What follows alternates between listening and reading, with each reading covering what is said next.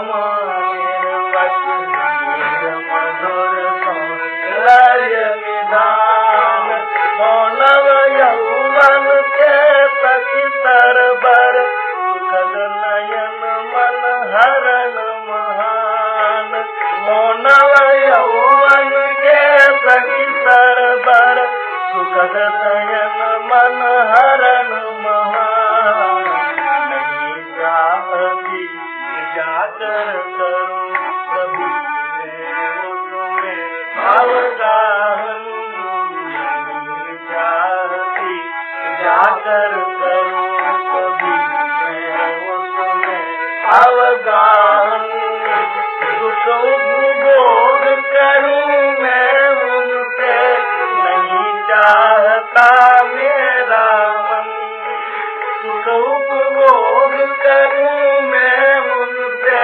नहीं चाहता मेरा मन एकाएक यही मन में कभी अवसर मैं पाऊं एकाएक यही मन में कभी अवसर मैं पाऊं ऊंचे स्वर से रोकर सजल जहाँ प्रिय गाऊं ऊंचे स्वर से सजल ऊंचे स्वर से रोकर सजल जहाँ प्रिय गाऊं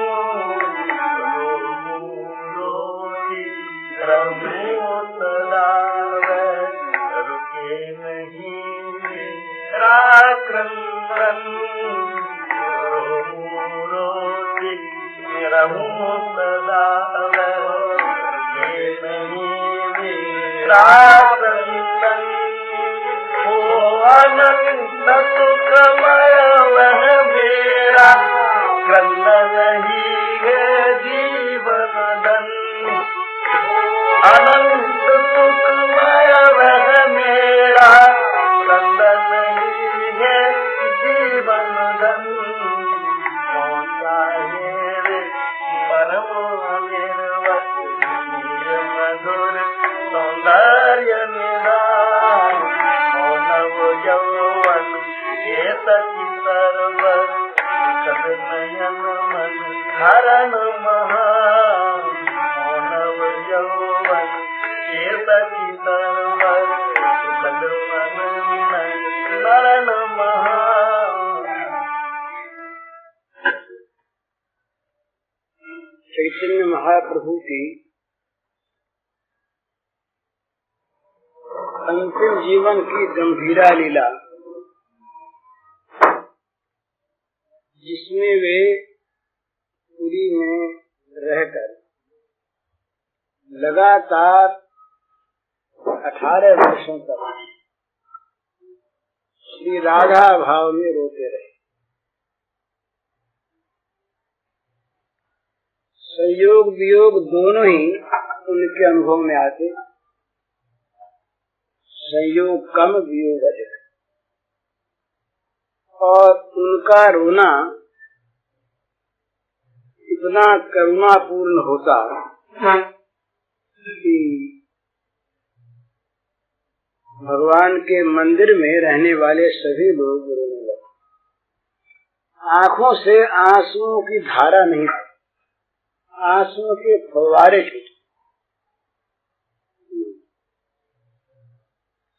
और वहाँ एक कुंड था, वो कुंड भर जाता है। तो उनकी लीला में ये दिखाया, लोगों को दिखाया नहीं, वास्तव में उन्होंने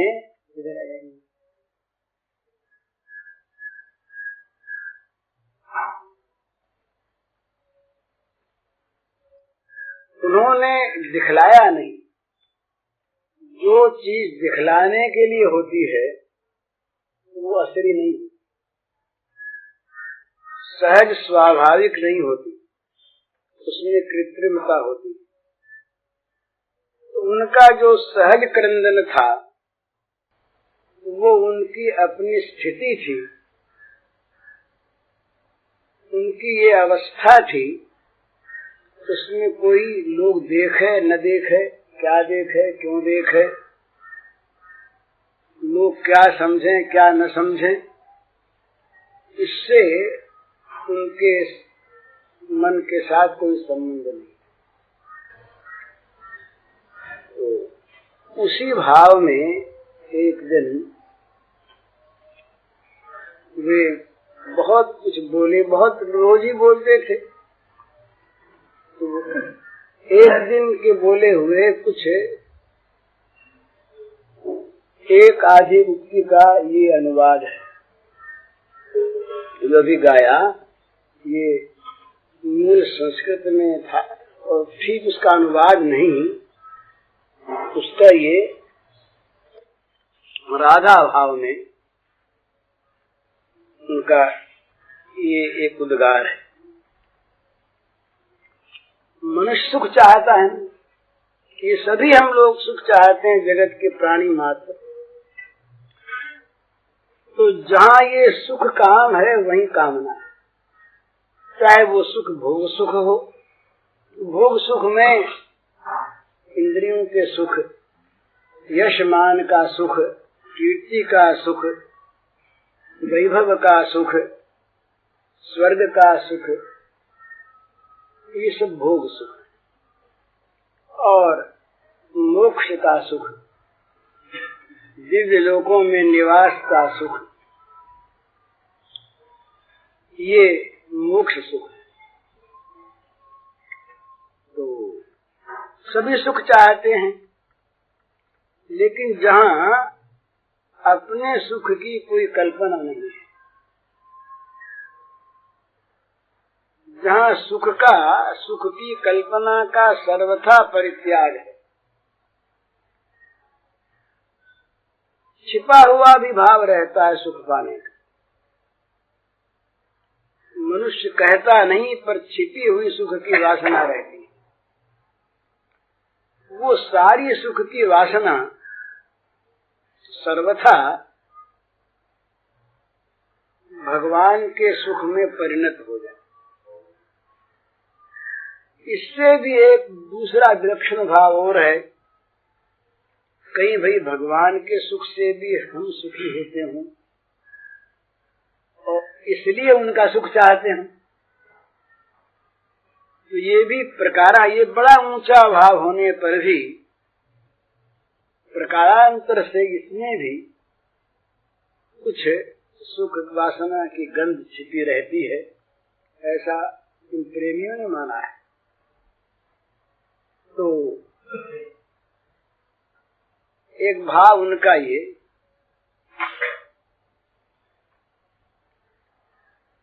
मने जहाँ विशुद्ध अनुराग है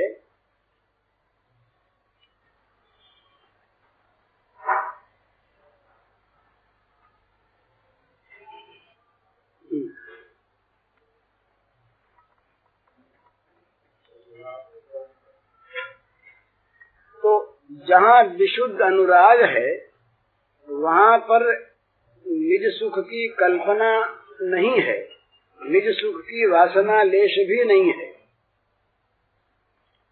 पर भाव है ना। तो एक भाव ये विलक्षण कि हम यदि प्रियतम का सुख चाहते हैं तो क्यों चाहते हैं? इसलिए कि प्रियतम का सुख ही हमारा सुख है। तो हमारा सुख नाम की कोई चीज एक है, वो उसमें अपनी वासना, अपनी कामना, अपना सीधा सुख, इसका सर्वथा परित्याग है। पर प्रियतम सुखी होंगे तो हमको बड़ा सुख होगा।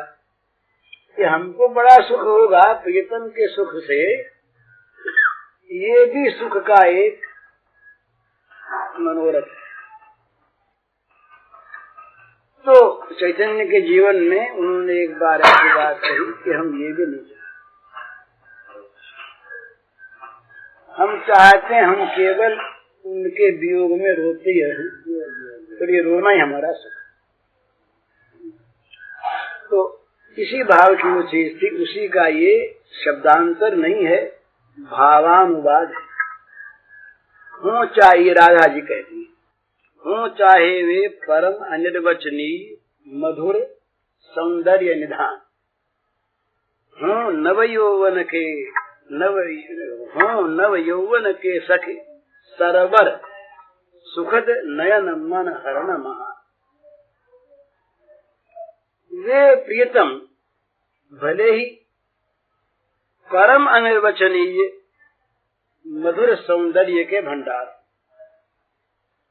मने मधुर सौंदर्य कैसा है कि जो परम अनिर्वचनीय है, जिसका वाणी से कभी किसी प्रकार वर्णन नहीं हो सकता।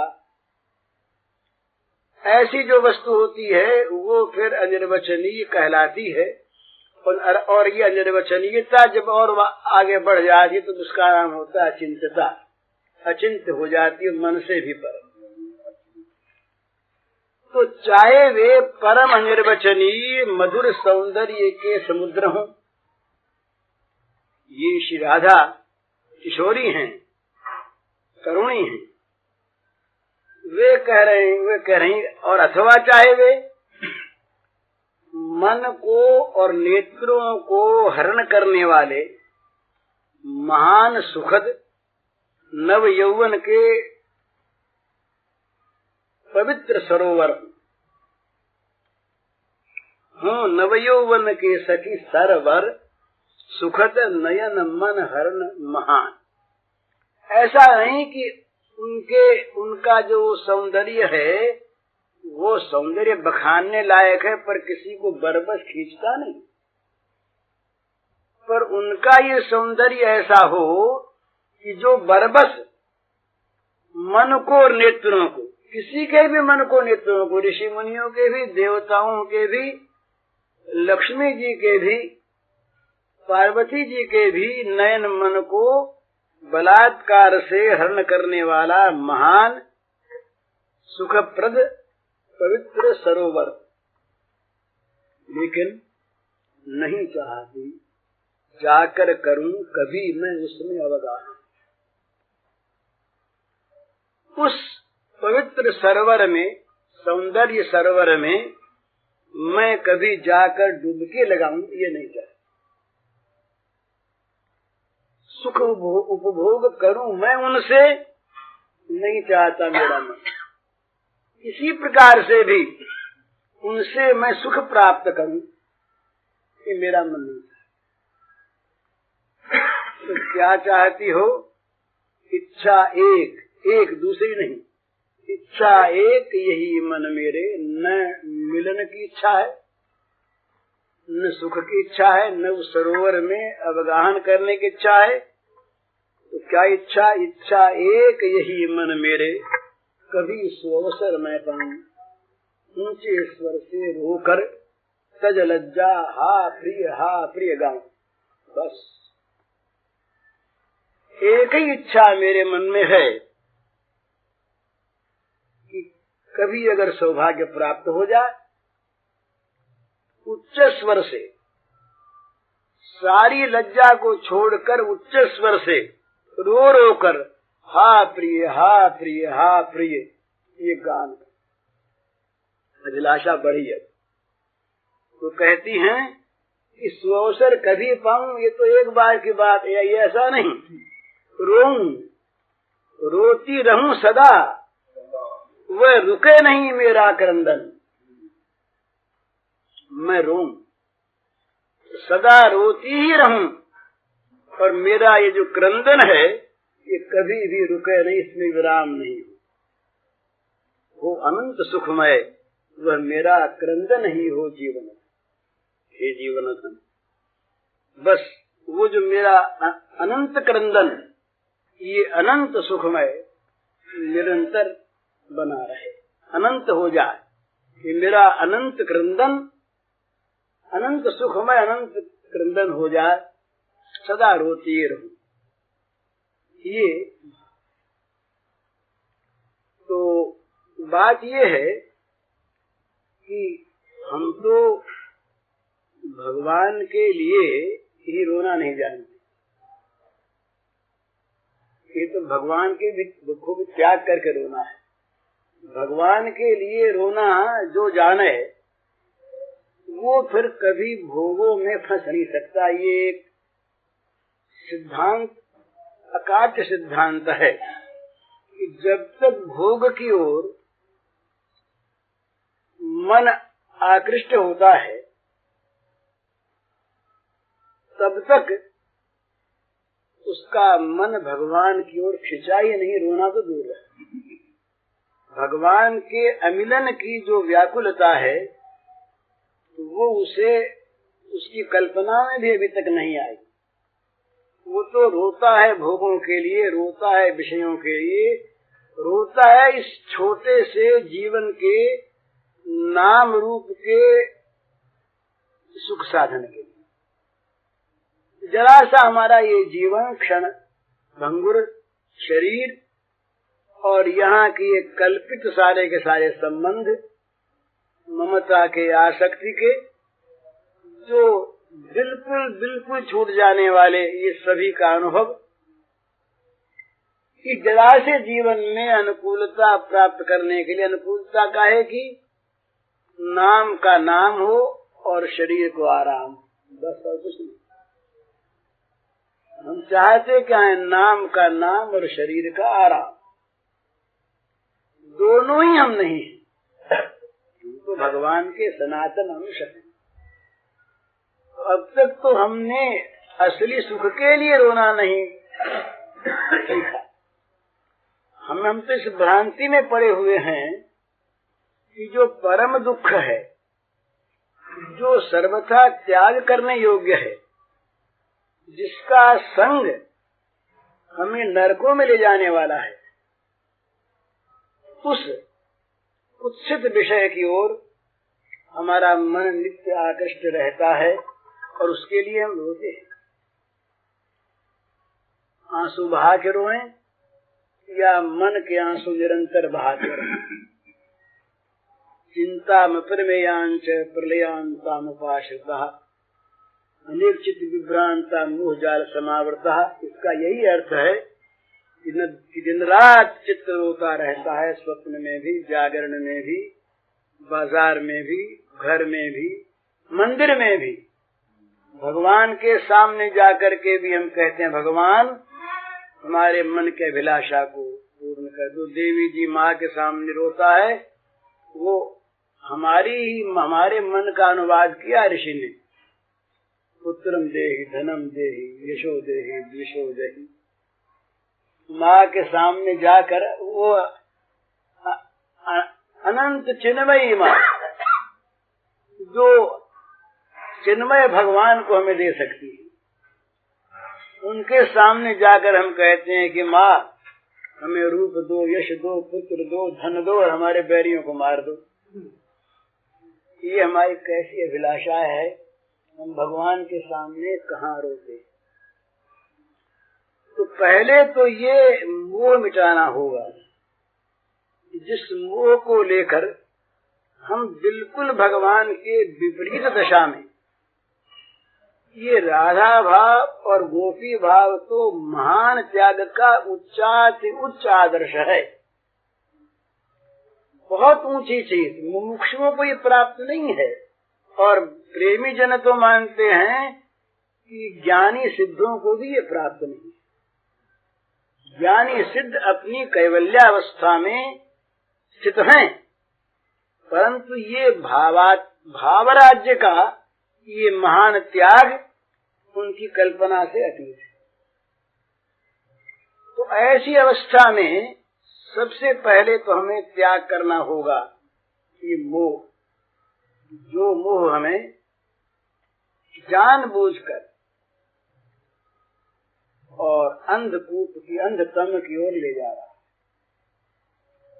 उपनिषद में कहा वो अंधतम प्रविशंत, वो इस अंधतम नरकों में वो जाएगा। क्यों जाएगा? रात दिन विषयों का चिंतन, विषय कामना सारे पापों की जड़। पाप उत्पत्ति होती है किससे?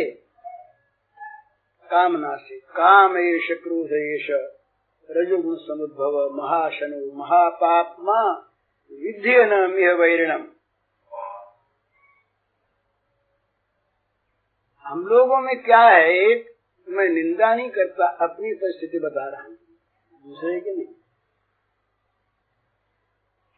ये श्रृंगार,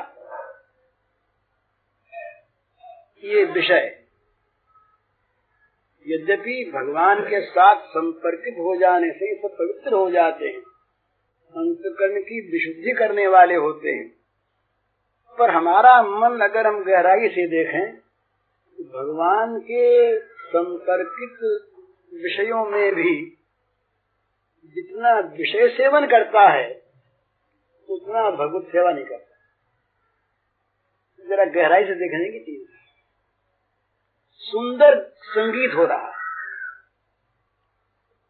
बड़ा कर्ण प्रिय है, अब उस संगीत की मधुरता हमारे मन को खींचती है या भगवत भाव खींचता है, तो जरा देखने की चीज। बड़ा बढ़िया श्रृंगार भगवान के है, बड़ी सजावट है, वो सजावट हमें खींचती है या भगवान का भाव हमें खींचता है। बहुत बढ़िया नैवेद्य बना है, बड़ा सुंदर प्रसाद है, वो प्रसाद हमें खींचता है या प्रसाद की मिठास हमें खींचती है, या देखने की। बड़ी महिमा प्रसाद की, बड़ी महिमा प्रसाद की। मीरा से कह दिया कि ये चरणामृत है, चरणामृत है। दूसरी सखी ने कहा कि बहन जी चरणामृत नहीं जहर है। कहा बोलो मत, चरणामृत के नाम से आया है। हम लोगों को तो कहीं प्रसाद उस दिन हम सुना हमने कि वो प्रसाद बना तो वो बुरादा जो आया था नारियल का, गिरी का, पता नहीं, शायद कोई पुराना होगा, तो लोगों ने कहा इसमें गंध आती है। हाँ, प्रसाद बन गया था वो। एक कथा आती है, कथा नहीं सच्ची घटना। एक भक्त रहे, वो भक्त रहे, क्या नाम था, रघुनाथ। रघुनाथ भक्त रहे, तो वो पहले बहुत बड़े आदमी के लड़के थे, फिर गरीब हो गए। गरीब हो गए तो भीख भीख मांगने लगे। तो उनके ससुराल वाले जो थे वो थे राजा के दीवान, धनी थे। तो अब वो संसार तो देखता है, संसार को। अर्थवान पुरुष अगर कहीं दूर संपर्क में किसी भाई बंधु आदि को जमाई हो तो हमारा जमाई, चाहे उन ससुराल वालों से हमारा कोई वास्ता न हो, दूर संपर्क तो गरीब हो बेचारे उनको नहीं याद करते, पर वो जमाई हमारे। और यदि गरीब हो जाए तो असली जवाई तो जवाई नहीं। यहाँ तो ये परिस्थिति है, ये स्थिति है। तो रघुनाथ के ससुर ने समझा कि उसका पता तो कोई है नहीं और लड़की का दूसरा विवाह कर दे। तो पता लग गया तो कहीं मर जाए तो अच्छा। ये सब भावना उस लड़की को सब बातें मालूम हो गई। लड़की थी बड़ी सती पतिव्रता। लड़की ने पता लगाना शुरू किया तो किसी ने आकर के कहा कि रघुनाथ को पुरी में जगन्नाथ मंदिर के सामने जो भिखमंगे खड़े रहते हैं उनमें खड़ा हमने देखा भीख मांगता। यात्रियों ने कहा, पहचान लिया। तो इसने एक करुण पत्र लिखा, मेरे पिता की और मेरे भाइयों की इस प्रकार की सलाह हो रही है और तुम जल्दी आके मुझे ले जाओ। पत्र उसको यात्रियों के हाथ गया तो मिला और भगवान जगन्नाथ की कृपा से वो शीघ्र ही पहुंच गया वहां पर। अब रात को बेचारा आ करके महल के सामने पेड़ के नीचे सो गया। कौन पूछता? सवेरे जब उठा ससुर बाहर निकले, देखा पहचान तो लिया ही। आप कब आए? अब सभ्यता, सभ्यता भी अपनी ऊंचे रखने के लिए होती है भला। इतने गरीब का हम सम्मान करते हैं, हमारा अभिमान वहाँ पर कहाँ बचता है, उसके प्रति नहीं। वहाँ भी एक अहंकार रहता है। देखो हम कितने अच्छे आदमी हैं, जिनके पास कुछ नहीं है उनको भी हम अच्छा बर्ताव करते हैं। घर में ले आए, घर में ला करके और उसके इंतजाम नहलाया धुलाया, कपड़े उपड़े दिए, पहनाया। अब घर में सलाह हुई, बेटे बैठे और बाप बैठा। माँ बेचारी नहीं, सास का मन कुछ दूसरा था, बेटी की तरफ था। बोले एक काम करो, किसी को पता लगे नहीं और खाने में जहर मिला दो, ये मर ही जाएगा। अब अपने कौन देखता, दीवान राजा के ही कह देंगे रात को सांप काट गया या अकस्मात कुछ हो गया। उस समय हाथ फेर की कल्पना तो थी नहीं लोगों की, कुछ हो गया मर गया। वो बड़ी सावधान रही लड़की, वो जानती थी इनके षड्यंत्र को। उसने वो किसी चुप नहीं थी कि अकेले क्या बात करते हैं, उसने ये बात सुनी। तो इन्होंने कहा कि भाई वो संदेश बनता है वहाँ बंगाल उड़ीसा में, कि संदेश बड़ा मीठा होता है, संदेश इस रघुनाथ को प्रिय है। तो संदेशे में जहर मिला और संदेश एकदम ऊपर रख दो थाल में, तो सबसे पहले उसी को खाएगा, तो खाते समाप्त हो जाएगा। पर वो उसको ऐसे स्थान में रखा कि वो लड़की मिल न सके, लड़की उससे मिल न सके। और बस बैठा, बस वो कभी भाई आवे और कभी ससुर आवे, कभी कोई आवे, खातिरदारी भी करें, इसी तरह सब करें। मन में ये सब बुरी भावना वो मिल गई। तो इसका नियम भगवान के भोग लगने के बाद खाए नहीं, तो जो कुछ बना बनाया थाल सजाया गया, सजा के भगवान के सामने भोग रखा। भगवान ने भोग आरोग लिया। अब वो थाली ला करके इनके सामने रख दी, कहा ये भगवान का प्रसाद है, भोग है, प्रसाद है, प्रसाद। वो लड़की बाहर खड़ी एक खिड़की से देख रही, देखें तो खाई लेगा, मरी जाए। वो देख रही और उसने वही संदेश उठाया सबसे पहले। लड़की ने क्या किया, चतुराई की, एक पत्ते पर लिख दिया जहर, और लिख कर उसी संदेश में खोस दिया ऊपर वाले ने। मिल तो सके नहीं, उठाया संदेश, तो पत्ता था उसमें घुसा हुआ, तो पत्ते को निकाला, देखा जहर। उसने कहा जहर कैसे, प्रसाद आया है ना। अक्षर पहचान लिए पत्नी की चीज, लेकिन उसने कहा इसको जहर मानना तो महान अपराध है, खा गए। पत्नी बाहर देखते रही बेचारी, वो तो उसका हृदय रो उठा, वो बाहर देखती, इधर इसने प्रसाद खा लिया। प्रसाद तो उसमें तो हलाहल जहर रहा, 5 मिनट में असर हुआ उसका, और शरीर नीला हो गया और वो गिर गया। अब इनके मन में बड़ा आनंद, ये सब देखे, हुआ के नहीं, बोले काम तो बने, काम बन गया। बोले जरा रात को हल्ला न मचावे, तो सुबह से रोना पड़े, कोई आ जाए सुबह, वो सब सो जाए, 2-3 बजे तब इसको ले जाएंगे और जला देंगे। पड़ा रहा। इसने बाहर से भगवान की पुकार अलग चली गई, क्या कह के रो कर भगवान के सामने बोली, जगन्नाथ प्रभु तुम्हारा प्रसाद खाया, इसने जहर नहीं खाया, अगर प्रसाद मार देगा तो बचाएगा कौन। करुण क्रंदन किया, प्रकट हो गए भगवान उस कक्ष में जहाँ उसके लाश देखा, उसने प्रकाश छा गया। भगवान ने आकर के अपना वो अमृत श्रावी दृष्टि से उसे देखा, हाथ बढ़ाया, उठ गया।